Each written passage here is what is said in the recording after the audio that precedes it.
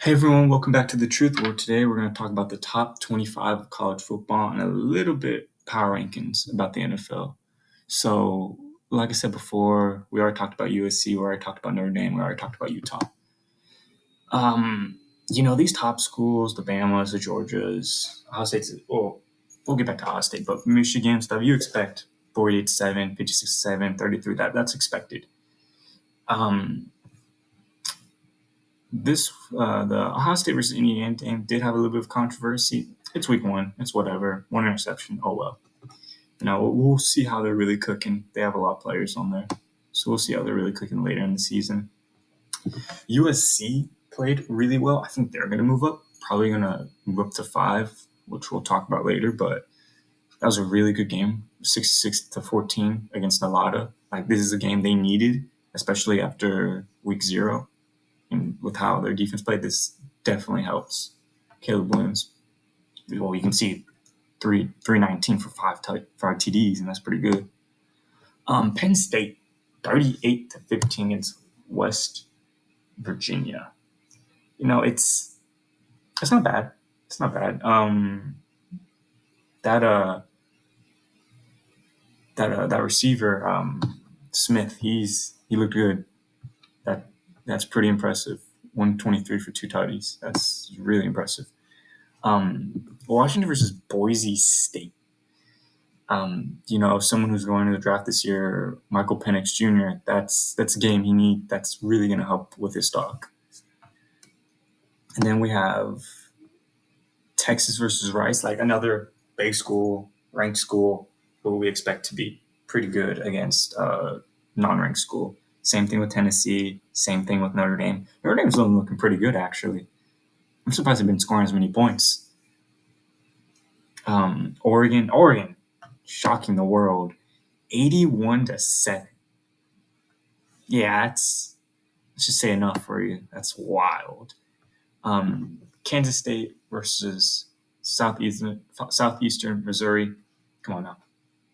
Kansas State ranked 16. This stuff we already know. Getting to the interesting topics. Our first upset, TCU against Colorado. Colorado shocks the world. Deion Sanders does what Deion Sanders does. And he makes what feels like the impossible possible.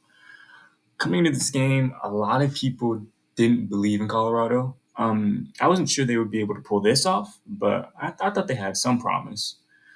But nevertheless, that's still TCU, who is still ranked top 25. They're not going to be ranked top 25, probably. Well, maybe more in the 20s, but I doubt it.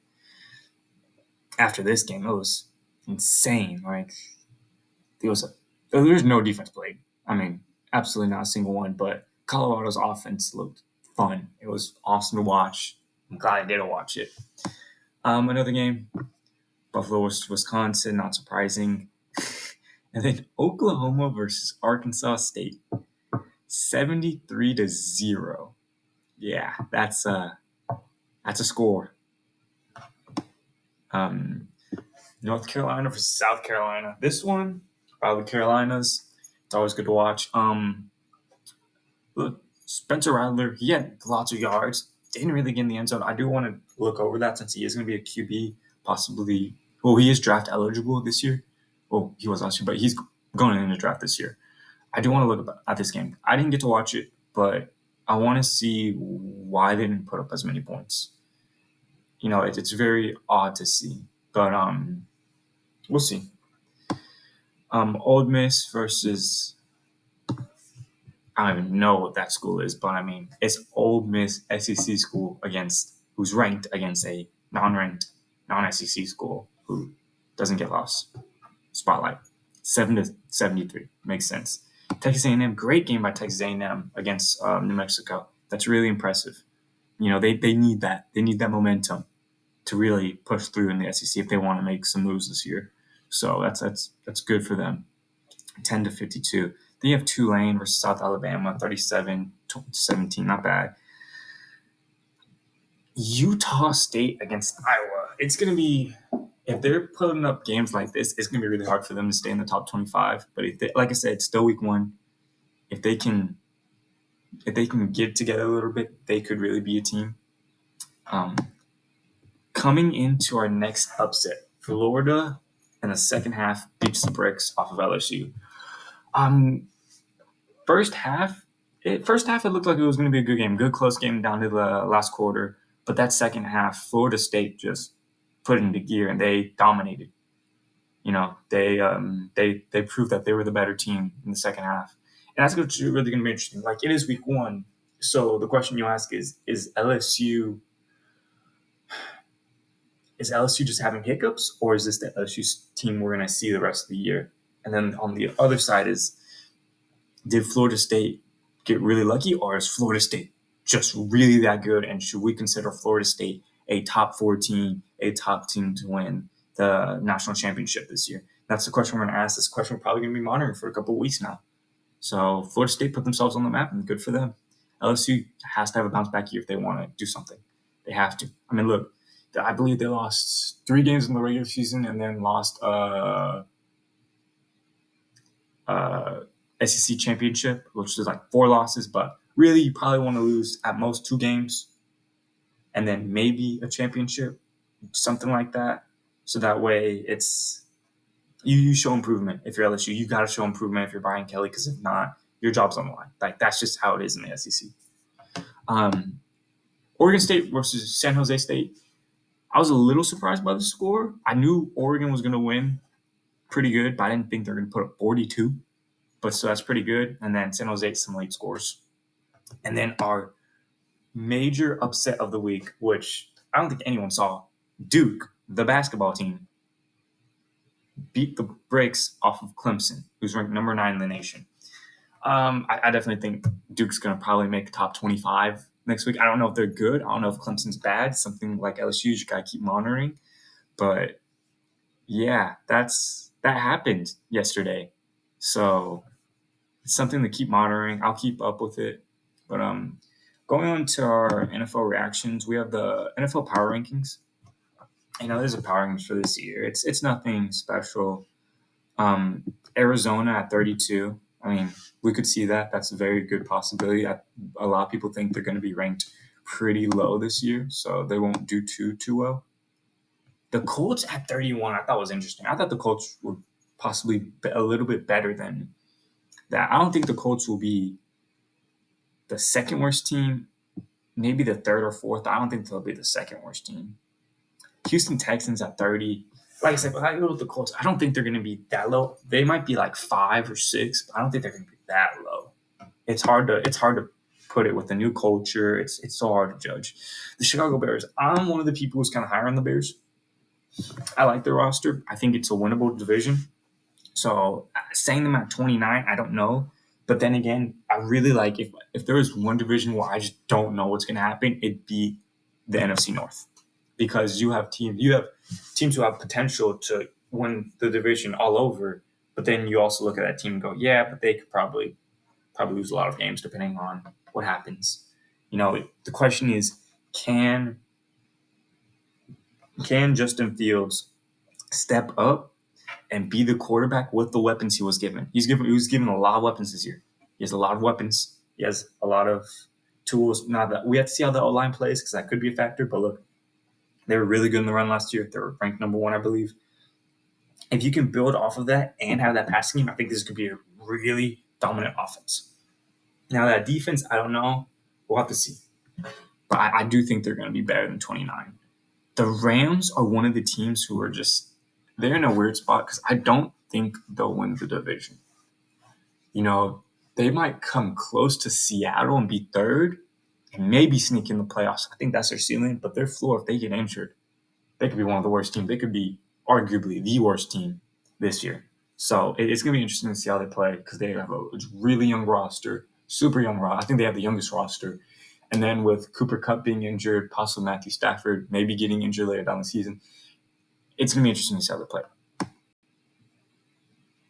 Tampa Bay's I agree with them being the last in the NFC South, but I think they're going to be worse than people think. I don't know how to feel about Baker Mayfield. He really works well off of play action and being able to read a defense whenever he's on the move. but he just like he can struggle sometimes, and he probably will struggle in Tampa Bay. It's can he recreate those years in Cleveland that were so good for him? And I really feel like that heavily on the offensive style. Like I said before, I think a good run game and a good play action off of that, he'll dominate. He'll do really well. But if he doesn't have that backbone, he's going to struggle. And that's my opinion on that. I think they might put in. I think it's Kyle Trask, who's their backup. They might put in him to see what they have. The Atlanta Falcons.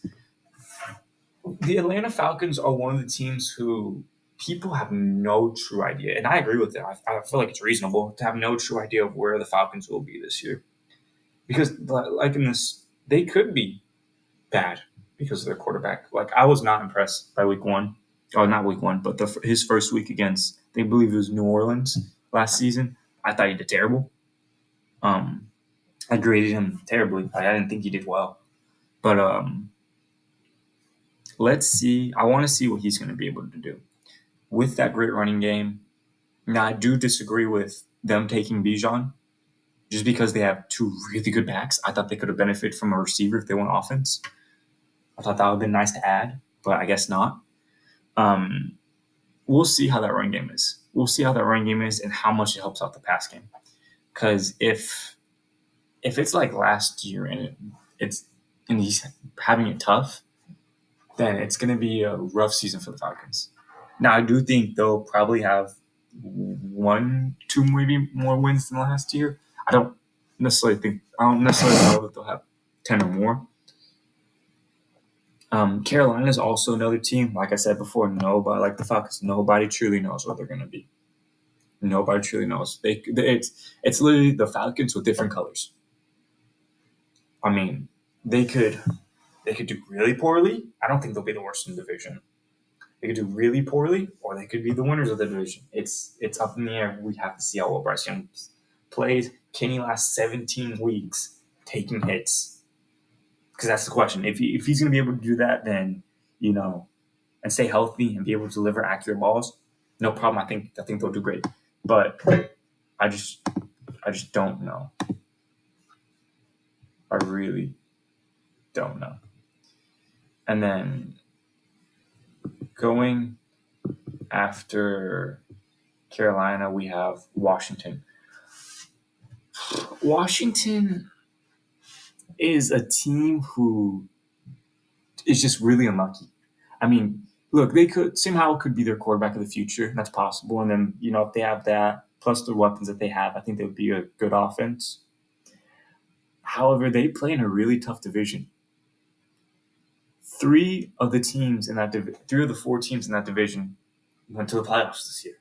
It's going to be a really tough division this year. It's going to be really interesting to see how it plays out, but it's going to be interesting because Washington might have a worse record than last year. I don't know if they will, but they could. But we could still be looking at it as, dang, but they did improve. It's just it's a really tough division. The Raiders, I'm not surprised they're this low. Look, I think Jimmy Garoppolo isn't as good as Derek Carr. So my initial reaction to that was when they let Derek Carr go, or when they cut him, and they brought in Jimmy Garoppolo. I thought, man, I don't really know if that was the right move necessarily, because I do think, like, one, he understands the offense. Now I know there are rumors that him and the offensive coordinator bumped heads a lot because of how Derek Carr wanted to run the offense, call audibles and stuff. But I know that is a rumor. I don't know how true it is. He seems to be getting along with New Orleans from what I'm hearing, from what I'm looking at and watching and reading. But it's going to be interesting to see. Early on, Davante Adams was a little disgruntled about how the offense is going, what the outlook of the team is going. But we'll see. Like, we never know. It's the NFL season. But I don't have them as high this year. I have them lower. Tennessee Titans are one of the teams where it's like, I don't think they're going to be terrible, but I don't think they're going to be great. Like, I wouldn't be surprised if they had a 9-8 or an 8-9 season. That wouldn't surprise me. They have a good run defense. They have a good pass rush. And then they have a good run game. So I wouldn't be surprised but I don't. I feel like it's more likely for them to have a worse season. I feel like it's more likely than to have like a 90 or 89 season than less likely to have a season where they have a losing season, like a pretty bad losing season, and then even more or less likely for them to have a really successful season. That's how I view the Titans. The Denver Broncos, that's another one of these teams where it's just like, if Sean Payton can turn around this team, if he can fix Russell Wilson from whatever happened last year, then that's going to be a team who's going to be really good. But if not, it's going to be like last year. They're going to be really bad. I feel like it's a lot of these teams this year. The Green Bay Packers, that's perfect. It's the exact same thing. Can Jordan Love step up and be the quarterback that Rodgers was, or something close to that, to where he can keep this team afloat? You have a bunch of second-year receivers who are developing, who are getting better, so that's nice for Jordan Love. They're probably going to, I'd say they most likely drop less wide open passes, make more contested passes. That run game's still good. They build that defense the way they build it. So, it really lies upon one. I feel like the offensive coordinating is not bad. So I feel like it really depends on Jordan Love's playing style. And then getting to the next one, the New England Patriots at 19. The New England Patriots are the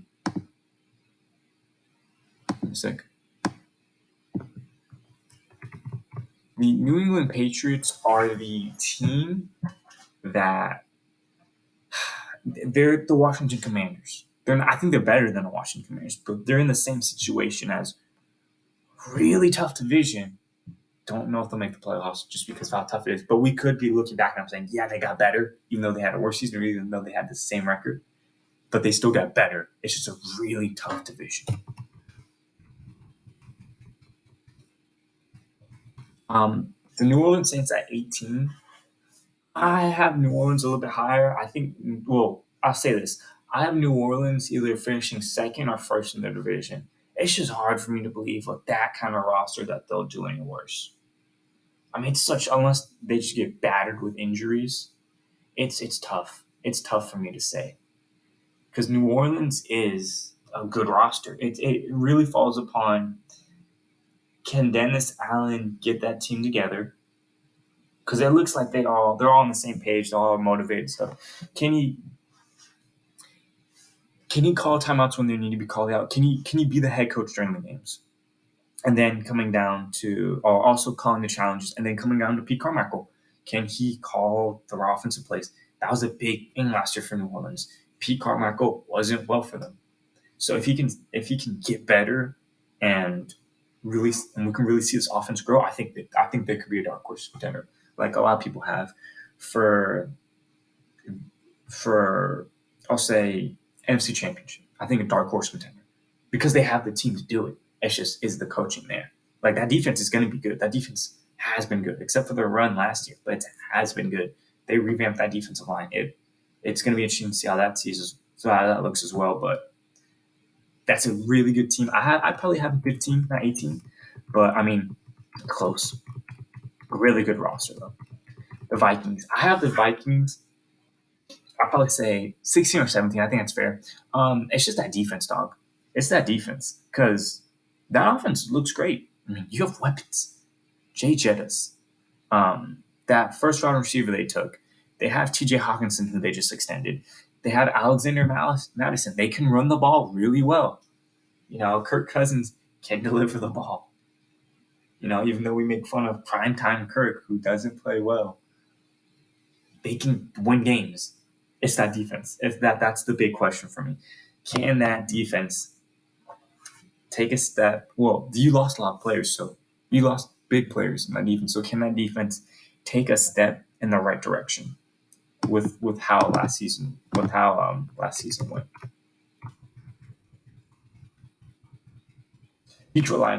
Detroit is my.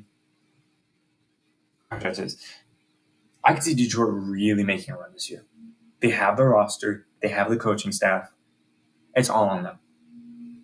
I'm sure that defense could probably hurt them a little bit, But I mean, offense, I love their offensive coordinator. I forget his name. I feel terrible, but really smart guy. I mean, if you look at the film, he's calling them some plays, really impressive plays. So it's going to be nevertheless interesting to see how they play. The New York Giants. I don't. I think this is high for them to have them over the Lions, the Saints, and maybe the Vikings. Those are some teams who I think will probably. Well, I think those are some teams who could be better. I won't guarantee it because it's the NFL, but to have the Giants this high with that receiving core, like I'm one of the people who are I like the additions you added, but I see it to believe it that receiving core has taken that next step to where you can put them at 15. Because that's one of the big things is how good is that receiving core going to be? Like, yeah, Darren Waller helps a lot. I mean, don't get me wrong, but at the end of the day, if you just have Darren Waller and Saquon Barkley, you only get so much better.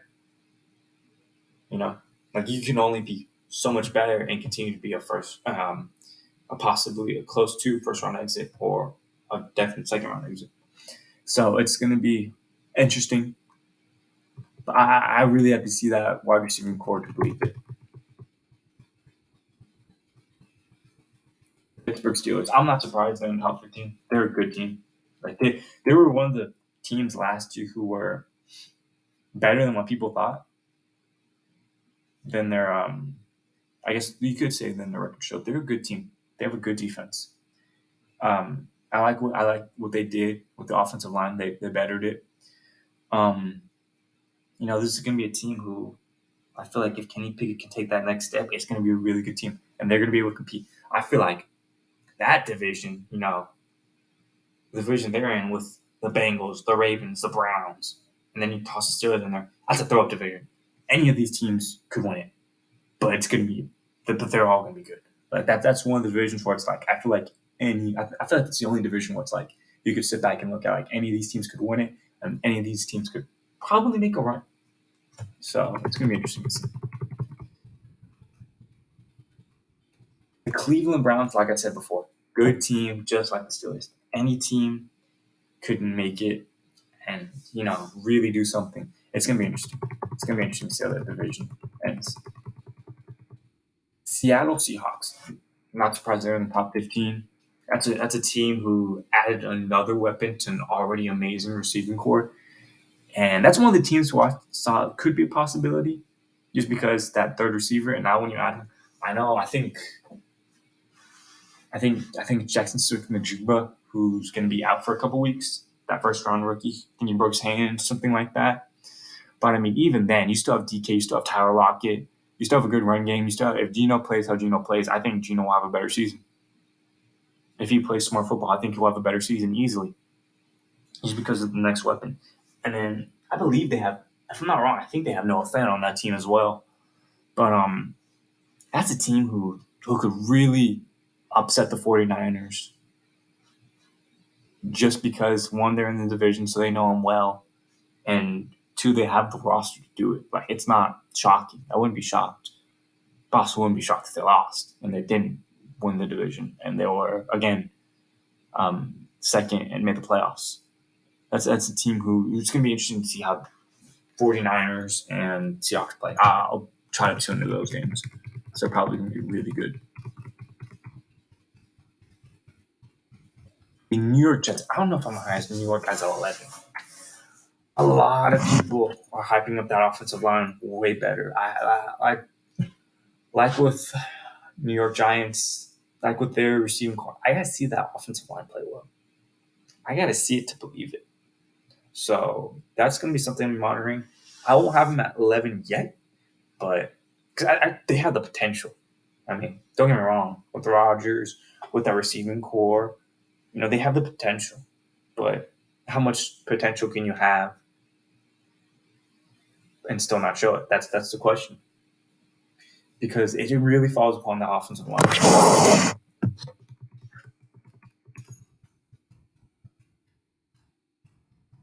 The Los Angeles Chargers. How do I feel about the Chargers? They have a really good receiving core. They have a good running back. They can run the ball. Great quarterback. Not too bad of a tight end. That I believe it was a secondary who didn't play the best last year. If they can step up, if they can do better, then I'll be content with it. I don't know if they're 10 though. I don't know if I were to really have to sit down and rank these teams. I don't know if I have the Chargers at 10. They might be close, but I don't know if I had them at 10. It might be a little too high for my taste. But they're a good team. I mean, they really are. The Baltimore Ravens. Baltimore's another team. It really depends on the offensive coordinator. I don't know if I'd have them at 9, just because I want to see how the offense is going to run this year. Is it still going to be a run-first offense, or is it going to, you've taken so many receivers. You added Odell. You'd added Zay Flowers. You have receivers there. You have a tight end. You have a great room of players who could have a really good passing offense. And Lamar can throw the ball too.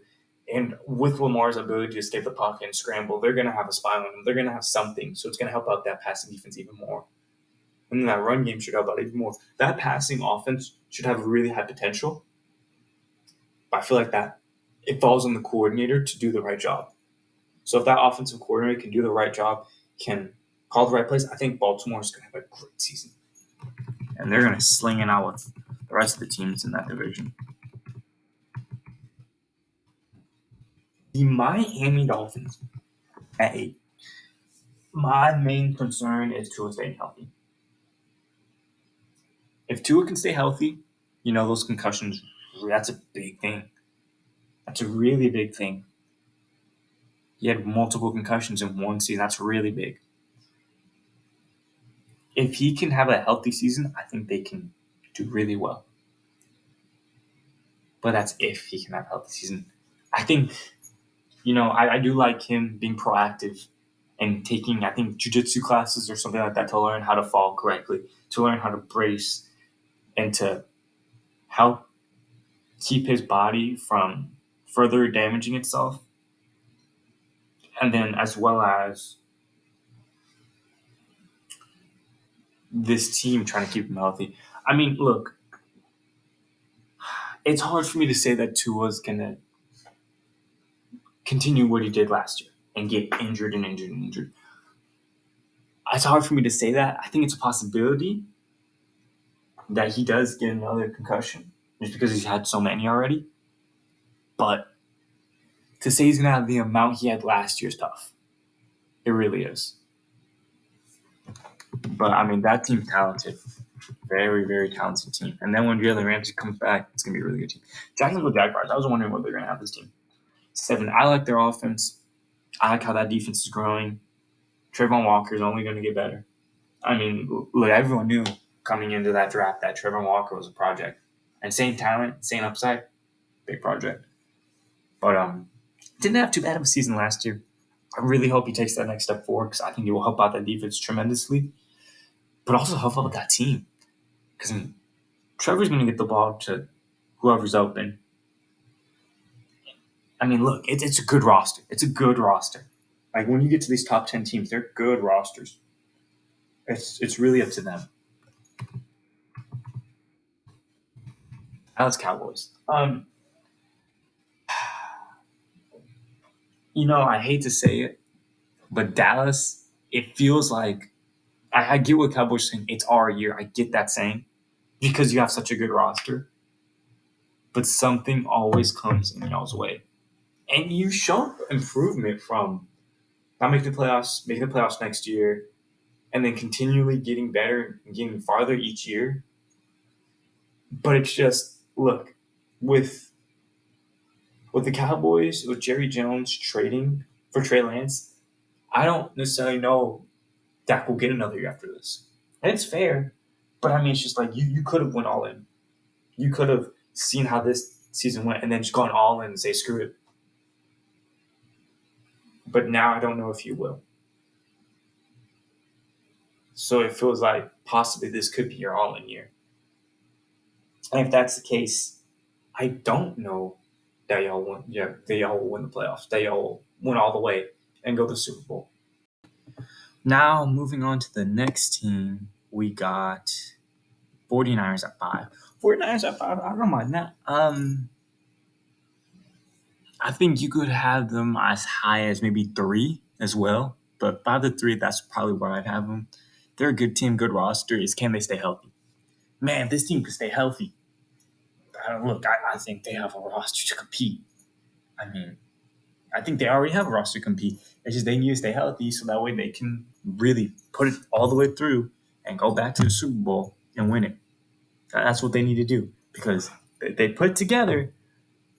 They just didn't win it. They didn't come up when they needed to against Patrick Mahomes.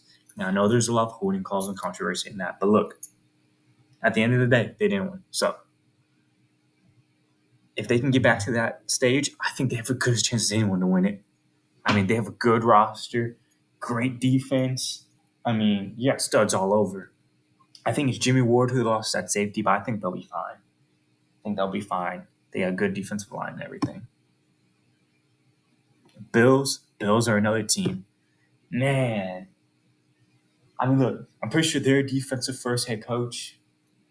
Bills are a tough team. They're another tough team. That's another tough team. My one thing with the Bills is I think they do lack a better receiver core overall. I do like the addition of Deontay Hardy. I would like to see the bigger appearance of a number 2 receiver. Now, I don't know if that's the idea they have with having another tight end, maybe 2 tight ends and 2 receivers, and that be your main package. You know what you mainly do because they did draft a receiver. I forgot his name. I really forgot. I feel bad because they drafted him in the first round. And if that's your idea, I can see that because the time they drafted is a good threat, a good weapon. I think that'd be great for Josh Allen. That would make sense. It's just you don't have a receiver and that you just put a tight end. Plus, it'd be really good for the run game too. So if that's the idea that they're going for, I understand it and I get it. I think that would work really well. But if they go to a typical offense where it's 3 receivers, 1 tight end, I think they lack that true number 2. Deontay Hardy can bring that explosiveness from which he had in New Orleans. He did great. I thought he was a good number 3, but can he step up and be that number 2? Like the question with Matt Collins in Atlanta, can he step up and be that number 2? It's up to them. You know, they have to show it and prove it to the world. Because you can say all you want, but if you don't do it, you don't do it. I think that would really help out Josh Allen too to have a true number 2. That's what they've been missing in Buffalo. You know, you have Gabe Davis, you have other guys pop around, but nothing ever stick. I forgot who they hired a receiver a couple years ago. It was he was really good for them. He was really, really good for them. Give me a sec. Sorry, I'm having some technical difficulties. He was really, really good for them. Dang it. But he was kind of that number 2 that they had that they could rely on. With Stephon early on when he joined the Bills. And now going on to number 3, the Bengals. Yeah, the Bengals are kind of that second AFC team where it's the second AFC team where you think, yeah, they're some dogs. They got good D-line. They got not too bad linebackers. That secondary, I'm kind of curious how it's going to play. I love Chidobe Awuzie. They did lose Jesse Bates. I think they did lose also Von Bell. So that safety core I'm kind of a little concerned about, and that corner number 2 I'm a little concerned about. But I really want to see what's going to happen. I love Chidobe Awuzie, though. I think he's one of the more underrated corners in the league. But this team's good. That offensive line, we're going to see how it plays out. But this team's good. Like, they can run the football. They can pass the football. As long as they have Joe Burrow and Jamar Chase and all those weapons, I think they're going to be great, dog. I'm going to be honest. I think they're going to be great. I love the Bengals. Now we're into the teams where it's kind of just like, we know they're good. How far are they going to go, though? Honestly, it's a three-way race between the Bills, the Bengals, and the Chiefs, in my personal opinion. Only they can tell us how well they'll do. The Philadelphia Eagles, to have them at number 2, I don't know. They're a great team, but it's hard for me to truly pick who's going to be the number 2 team. I think we all know who the number 1 team is, but there's so many good teams. We just have to see how this season plays out, and that's kind of why I like to do week by week predictions instead of whole season predictions. You don't know what's going to happen until that week happens. And that's really where we kind of start understanding how teams will be, how the offense are going to be played. Is it going to be similar to last year, or is it going to be a lot more different? But I like the Eagles. I don't mind them my number two. I don't know if they are going to be the number two team by the end of the year, but I like my number two. I don't mind it. This team, Jalen Hurts, they have a good run game. They have a great defense. Like personnel wise, they have a great defense. Linebacking core, we'll see how that plays out. Other than that, I like their secondary. I like their D line. To be honest, that secondary is the only question mark. But man, that offense. Look, did they? I know they have AJ Brown, Devontae Smith. I think they still have Dallas Goedert. I mean, they have good. They're gonna have a good running back. It's hard for me to go against that. It's hard for me to go against that front four. That front 4/5, because I know how the Eagles used to run it.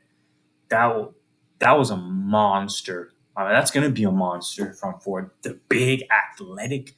They're gonna be able to really do some things at the line of scrimmage. I think it's gonna give a lot of teams trouble.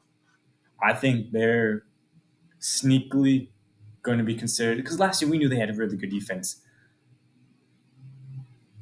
No, you can make an argument between them and the 49ers, who had a better defense, but I think there's a good chance that they could pull away with the number one defense next year, depending on how those linebackers play.